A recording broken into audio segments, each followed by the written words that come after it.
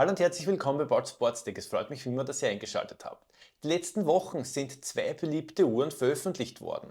Auf der einen Seite die Garmin Fenix 8 und auf der anderen Seite die Apple Watch Ultra 2 in Schwarz. Da ich zunehmend Anfragen bekommen habe, diese beiden, und zwar die Fenix 8 in 51 Millimeter und eben die besagte Apple Watch Ultra 2 in Schwarz zu vergleichen, habe ich euch aus meiner Community gefragt, ob ihr das tatsächlich wollt. Und mit über 400 Stimmen war das Ergebnis eindeutig. 74% wollen den Vergleich sehen. Interessant ist, dass beide Uhren einen komplett unterschiedlichen Ursprung haben. Garmin als Sportuhr und die Apple Watch als Smartwatch. Doch in den letzten Jahren sind sich beide immer näher gekommen. Die Phoenix-Reihe ist immer smarter geworden und die Apple Watch immer sportlicher. Ein Vergleich ist vielleicht gar nicht so weit hergeholt. Was beide gemeinsam haben, wo sie sich unterscheiden und wo Stärken und Schwächen sind, das habe ich euch in diesem Video zusammengefasst und am Schluss schauen wir uns dann noch Beispiele zu Puls- und GPS-Messung an. In diesem Sinne würde ich sagen, verlieren wir keine Zeit und legen wir los.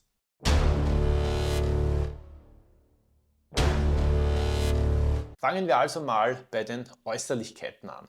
Garmin setzt beim Design der Fenix 8 auf ein rundes Gehäuse. Der Durchmesser der großen Variante hier beträgt 51 Millimeter und dabei ist die Uhr 14,7 Millimeter dick. Beim Gewicht muss man unterscheiden, da es hier zwei Varianten gibt. Die Edelstahl-Variante hat 102 Gramm und die Titan-Variante, die ich hier habe, hat 92 Gramm. Die Form der schwarzen Apple Watch Ultra 2 ist rechteckig mit abgerundeten Ecken, dabei ist die Gehäusegröße mit 49 Millimeter etwas kleiner und auch die Dicke mit 14,4 Millimeter etwas dünner als die der Phoenix 8. Auch das Gewicht ist mit 61,3 Gramm wesentlich geringer. Der Grund, warum es hier so einen großen Unterschied gibt, ist aber, dass Apple bei seiner Gewichtsangabe kein Armband mit einbezieht. So ist der Unterschied in der Realität, wenn man beide Uhren ohne Armband wiegt, wesentlich geringer. So hat die Apple Watch Ultra 2 62 Gramm und die große Phoenix 8 65. Wie bereits erwähnt, habe ich hier die Version mit Lünette und Rückseite aus Titan mit einer DLC-Beschichtung und mit Saphirglas. Es gäbe aber auch eine Variante aus Edelstahl mit Gorilla-Glas. Auch Apple verwendet bei seiner neuen Farbvariante der Ultra 2 ein DLC-beschichtetes Titangehäuse, wobei hier die Rückseite aus Keramik ist. Beide Uhren haben ein AMOLED-Display. Dieses ist bei der Phoenix 8 1,4 Zoll groß und löst mit 454 x 454 Pixel auf. Der Bildschirm der Apple Watch Ultra 2 Black ist 1,92 Zoll groß und hat eine Auflösung von 410 x 502 Pixel. Bei der Helligkeit hat hier die Uhr von Apple die Nase vorne, denn diese wird bis zu 3000 Nits hell. Die Phoenix 8 schafft nur 1000 Nits. Fairerweise muss man aber sagen, dass man beide Uhren selbst in direkter Sonne problemlos ablesen kann. Was die Bedienung betrifft, so hat man bei der Phoenix 8 die Möglichkeit, das Touchscreen zu verwenden. Möchte man das nicht, dann hat man 5 Tasten zur Verfügung, mit denen man die Uhr komplett ohne Touchscreen steuern kann. Die Apple Watch Ultra 2 hat zwei Tasten sowie eine digitale Krone, die man ebenfalls teilweise zur Steuerung nutzen kann, aber im Gegensatz zur Phoenix 8 kann man die Uhr komplett ohne Touchscreen nicht steuern. Ich persönlich bevorzuge aber die Tastensteuerung der Phoenix 8, denn wenn meine Hände nass sind oder ich dicke Handschuhe anhabe, dann ist die Steuerung hier wesentlich einfacher. Um ein präzises Gesundheits- und Aktivitätstracking zu gewährleisten, sind sowohl die Garmin Fenix 8 als auch die Apple Watch Ultra 2 mit einer Vielzahl fortschrittlicher Sensoren ausgestattet. Beide Uhren verfügen über einen optischen Herzfrequenzsensor, Barometer, Kompass, Gyroskop, Beschleunigungsmesser, Thermometer und einem Tiefenmesser. Für besonders genaue GPS-Messung sind beide mit einem Dualband-Chip ausgestattet und unterstützen alle gängigen Satellitensysteme wie GPS, GLONASS, Galileo und so weiter. Auch Mikrofon und Lautsprecher findet man sowohl auf der Garmin-Uhr als auch auf der Apple Watch. Was Konnektivität betrifft, so unterstützt die Phoenix 8 das Koppeln von Sensoren über Bluetooth oder ANT+. Neben dem Verbinden mit dem Smartphone oder Bluetooth-Kopfhörern kann man eine riesige Anzahl an verschiedenen Sensoren mit der Uhr verbinden. Die Apple Watch Ultra 2 unterstützt nur das Verbinden über Bluetooth. Hier werden neben Kopfhörern oder Brustgurten auch verschiedene Radsensoren wie zum Beispiel ein Wattmesser oder ein Trittfrequenzsensor unterstützt. Sie hat aber einen Vorteil gegenüber der Phoenix 8, denn sie besitzt einen LTE-Chip und kann somit zum Telefonieren ohne Smartphone genutzt werden, der entsprechende Tarif natürlich vorausgesetzt. Wenn es um die Akkulaufzeit geht, zeigt Garmin ganz eindeutig seine Stärken. Während Apple bei der Ultra 2 eine Akkulaufzeit von 36 Stunden angibt, soll die Phoenix 8 bis zu 29 Tage schaffen. War auch kein Wunder, dass sich Garmin damals diesen Seitenhieb nicht verkneifen konnte, als die Apple Watch Ultra vorgestellt wurde. Ich kann jetzt nur aus meiner Erfahrung sprechen, aber ich komme mit Apple Watch Ultra 2, egal wie viel ich trainiere, im Schnitt 2 Tage aus. Mit der Phoenix 8 oder mit der großen Phoenix 8 erreiche ich Akkulaufzeiten von 2 bis 2,5 Wochen. Also hier gibt es natürlich schon einen sehr großen Unterschied. Das kommt aber nicht von irgendwoher. In der Phoenix 8 steckt ein sehr stromsparender Prozessor. Das hat eben den Vorteil der genannten langen Akkulaufzeit. Auf der anderen Seite merkt man die geringe Leistung manchmal bei der Bedienung. So kommt einem die Oberfläche manchmal träge vor, beziehungsweise gibt es manchmal auch Verzögerungen. In Sachen Software und Bedienung hat Apple hier klare Stärken. Die Apple Watch Ultra 2 bringt das Erlebnis des iPhones direkt ans Handgelenk. Dank des leistungsstarken Prozessors gibt es keinerlei Ruckler oder Verzögerungen. Die Bedienung läuft flüssig und intuitiv. Beide Uhren bieten eine Vielzahl an Sport- und Gesundheitsfunktionen. Gesundheitsfunktionen bei Garmin sind zum Beispiel das Messen der Herzfrequenz, des Blutsauerstoffs, der Stress wird ermittelt, die Kalorien berechnet. Es gibt auch eine Body Battery, die das Energielevel im Laufe des Tages anzeigt. Es wird die Atmung aufgenommen, die Schritte gezählt. Die Phoenix 8 ist auch EKG-fähig, das Ganze wurde aber noch nicht freigegeben. Wollt ihr es aber jetzt schon nutzen, dann verlinke ich euch jetzt hier oben mein Video, mein Tutorial-Video, wo ihr das Ganze jetzt schon freischalten könnt. Wer die wichtigsten Gesundheitsmetriken auf einen Blick haben möchte, kann auch den Health Snapshot machen und natürlich gibt es auch Sleep Tracking bzw. auch eine Temperaturmessung während der Nacht. Auch die Apple Watch zeigt die Herzfrequenz sowie den Blutsauerstoffgehalt an, berechnet die Kalorien. Auch die Atemfrequenz wird analysiert, inklusive Schlafapnoe-Erkennung. Es werden die Schritte gezählt, ein EKG kann erstellt werden. Es gibt natürlich auch Sleep Tracking und auch hier wird die Handgelenkstemperatur während der Nacht gemessen. Beide Uhren liefern für mich nachvollziehbare Messergebnisse. Ein guter Vergleich zeigt sich bei der Herzfrequenzvariabilität. Die Garmin Phoenix 8 misst die Herzfrequenzvariabilität hauptsächlich während des Schlafs. Meine Werte liegen in der Regel zwischen 120 und 130.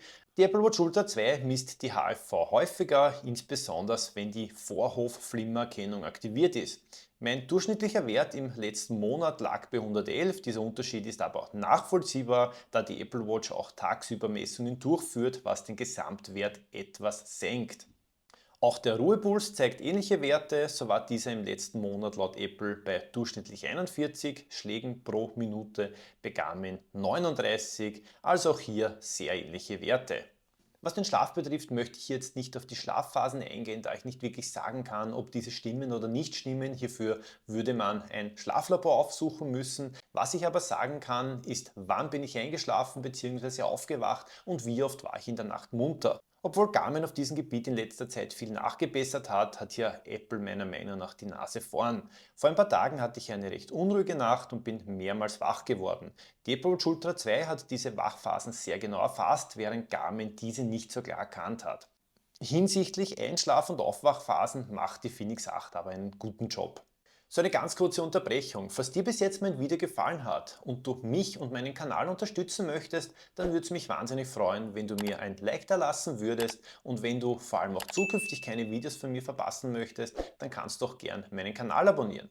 Ich sage recht herzlichen Dank dafür und es geht auch schon wieder weiter. Wenn es um Sport- und Trainingsfunktionen geht, ist der Vergleich hier wohl auch etwas unfair, da es wahrscheinlich keinen Hersteller gibt, der bei seinen Uhren mehr bietet als Garmin. So kann man nahezu jede erdenkliche Sportart tracken, zudem stehen kostenlose Trainingspläne zur Verfügung und es ist möglich, strukturierte Workouts zu erstellen und individuell anzupassen. Ein besonders nützliches Tool ist die Trainingsbereitschaft. Hier werden verschiedene Metriken wie Schlaf, Erholungszeit, HFV-Status, akute Belastung sowie Schlaf- und Stresslevel der letzten Tage zusammengeführt. Dadurch erhält man eine klare Einschätzung, wie bereit der Körper für ein intensives Workout ist.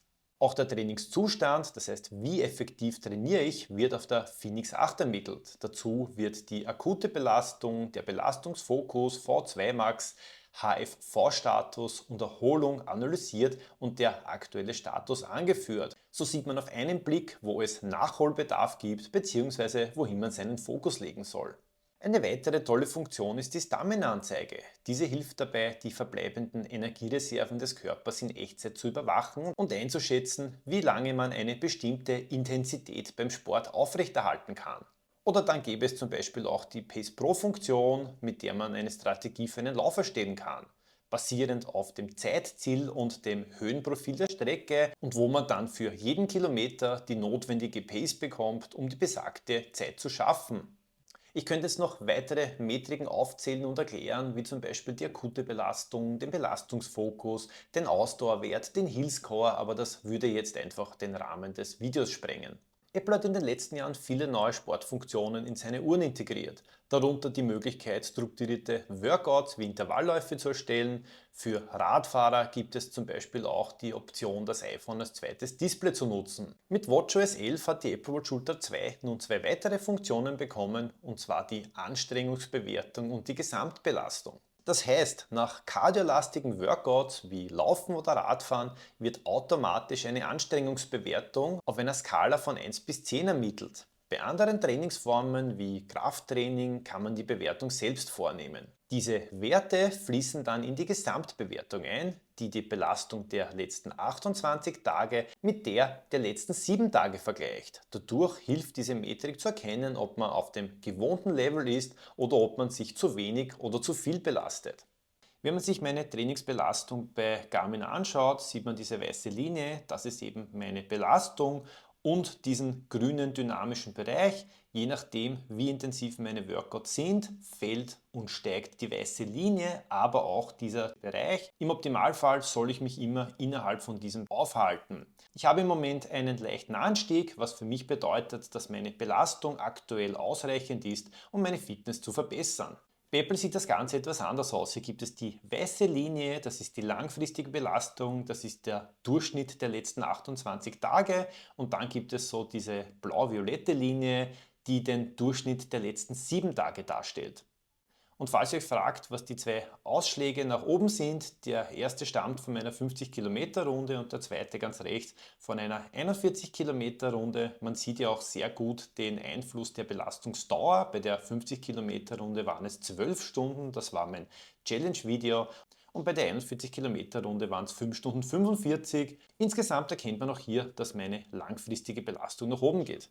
Wenn es um Navigationsfunktionen am Handgelenk geht, ist Garmin definitiv der Platzhirsch, wenn es um die Vielfalt an Funktionen geht. Neben der Möglichkeit, die eigene Position auf der Karte anzuzeigen, kann man auch Routen erstellen und diesen folgen. Die Karten sind routbar, das bedeutet, die Uhr kennt Straßen und kann wie ein Navigationssystem eine Strecke zu einem gewünschten Ziel erstellen. Wenn man einer Route folgt, erhält man zudem Abbiegehinweise und alle nötigen Informationen zur Strecke. Mit der Apple Watch Ultra 2 hat man die Möglichkeit, eine Route am iPhone zu erstellen und auf die Uhr zu schicken. Leider ist die Routenführung noch nicht so benutzerfreundlich, wie man es sich wünschen würde. Der Start der Routenführung muss in der Karten-App erfolgen, da es keine Integration in die Workout-App gibt. Dies bedeutet, dass man beim Tracking einer Aktivität zwischen beiden hin und her switchen muss. So eingeschränkt die Funktionen bei einem Bereich sein mögen, so umfangreich sind sie bei der Apple Watch Ultra 2, wenn es um smarte Funktionen geht. Mit der Uhr kann man telefonieren, Nachrichten abhören und beantworten, Siri Befehle erteilen oder sogar E-Mails sowie Aktienkurse direkt am Handgelenk abrufen. Und dank des App Stores sind die Möglichkeiten, den Funktionsumfang der Uhr zu erweitern, nahezu unbegrenzt. Mit der Phoenix 8 kann man ebenfalls telefonieren, vorausgesetzt man hat eine Verbindung zum Smartphone und es ist auch möglich, Nachrichten zu empfangen. Nutzt man ein Android-Smartphone, werden sogar Bilder angezeigt und man kann mit vorgefertigten Antworten darauf reagieren. Sprachbefehle kann man der Uhr ebenfalls geben, um beispielsweise einen Timer oder ein Workout zu starten und auch den smarten Assistenten des jeweiligen Handys kann man ansteuern. Allerdings muss ich zugeben, dass ich diese smarten Funktionen viel mehr auf meiner Apple Watch Ultra 2 nutze als auf meiner Phoenix 8. Siri versteht mich einfach viel besser und generell reagiert die Apple Watch Ultra wesentlich schneller. Auf der Phoenix 8 ist es zwar nett, dass es diese Funktionen gibt und zum Beispiel wenn ich wandere oder laufe und mein Telefon im Rucksack habe, dann ist es schon recht praktisch, aber im Alltag haben diese Funktionen jetzt nicht so viel Mehrwert, zumindest bei mir. Kommen wir nun zu Besonderheiten. Und wenn ich Besonderheiten und Phoenix 8 in einem Satz sage, dann kann ich eigentlich nur eine Sache meinen: die Taschenlampe. Diese befindet sich oben am Gehäuse und lässt sich mit einem doppelten Druck auf die linke obere Taste aktivieren. Ich nutze sie wirklich täglich und finde, dass sie eine der unterschätztesten Funktionen der Uhr ist. Wenn man zum Beispiel nachts läuft und die Taschenlampe plötzlich ausgeht, kann sie als Notbeleuchtung extrem nützlich sein. Es braucht jedoch keine besondere Ausnahmesituation, um ihre Nützlichkeit zu schätzen. Schon der Gang nachts zur Toilette, ohne irgendwo anzustoßen und sich den Zeh zu verletzen, zeigt, wie wertvoll dieses Feature sein kann. Die Apple Watch Ultra 2 auf der anderen Seite bietet mit dem Action-Button eine multifunktionelle Taste. So kann man durch das Drücken von dieser ein Training oder die Stoppuhr starten, die Übersetzungsfunktion aktivieren oder ein Sprachmemo aufnehmen. Oder man verknüpft sie, so wie ich, ebenfalls mit der Taschenlampenfunktion und bekommt auf Knopfdruck ebenfalls ein super helles Licht. Egal ob man sich für die Phoenix 8 oder die Apple Watch Ultra 2 entscheidet, beide Uhren bieten eine ausgesprochen zuverlässige und genaue Pulsmessung. Besonders beim Laufen arbeiten die Sensoren extrem präzise, sodass für mich persönlich ein Brustgurt überflüssig geworden ist. Selbst bei Intervallläufen gibt es keine Probleme und beide Uhren liefern tolle Ergebnisse. Beim Krafttraining sieht es allerdings etwas anders aus. Die Phoenix 8 hat hier ihre Schwierigkeiten und die Messung weicht doch vom Brustgurt ab. Der Unterschied beim Durchschnittspuls beim Beispiel hier beträgt am Ende dann 5 Schläge. Die Apple Watch Ultra 2 Black erzielt hier bessere Ergebnisse. Die meisten Pulsanstiege und Abfälle werden korrekt erfasst, auch wenn sie nicht vollkommen fehlerfrei misst. Der Unterschied beim Durchschnittspuls liegt hier nur bei 2 Schlägen, was eine solide Leistung ist. Wer hauptsächlich Krafttraining macht und keinen Brustgurt verwenden möchte, dem würde ich persönlich die Apple Watch für das Tracken seiner Workouts empfehlen. Bei der GPS-Messung haben ebenfalls beide Uhren eine hohe Genauigkeit, dank des Dualband-Chips, der in diesen verbaut ist. Unter freiem Himmel kann man kaum Unterschiede erkennen. Im Wald sind die Messungen etwas versetzt, grobe Fehler gibt es aber weder bei der einen noch bei der anderen Uhr. Im Prinzip ist es egal, welche Uhr man für die GPS-Messung nutzt, sowohl die Phoenix 8 als auch die Apple Watch Ultra 2 bieten auf diesem Gebiet eine hervorragende Leistung. Ich glaube, am Ende kommt es darauf an, was man sucht. Die Phoenix 8 ist die klare Wahl für Sportler und Autoenthusiasten, die eine lange Akkulaufzeit wollen, präzise Sensoren und eine Vielzahl an Trainingsfunktionen. Mit der Uhr ist man im Prinzip für jedes Abenteuer und jede Herausforderung gerüstet. Und hat man, so wie ich, die 51 mm Variante, dann hat man zudem auch noch die längste Akkulaufzeit, falls es mal wieder etwas länger dauern sollte. Auf der anderen Seite bietet die Apple Watch Ultra 2 ein nahezu perfektes Allround-Paket. Vor allem für Nutzer, die eine Smartwatch mit hoher Funktionalität, einem schicken Design und den wichtigsten Sport- und Trainingsfunktionen wollen. Die neuen Funktionen wie die Trainingsbelastung sind willkommene Neuerungen und ich hoffe, dass diese auch weiterhin ausgebaut werden. Interessant ist, dass sich beide Uhren immer mehr nähern. Die Apple Watches werden immer sportlicher und die Phoenix-Reihe wird immer smarter. Jede Uhr bleibt aber in ihrem Gebiet der Spezialist. Aber genug von mir. Sagt mir, auf welcher Seite ihr seid. Seid ihr Team Apple oder Team Garmin? Und vor allem, warum seid ihr auf der einen oder anderen Seite? Schreibt mir doch eure Meinung in die Kommentare, würde mich wahnsinnig interessieren. Ich bin am Ende meines Videos angekommen. Ich sage wie immer recht herzlichen Dank fürs Zusehen. Ich wünsche euch alles Liebe, bleibt großartig und bis zum nächsten Mal.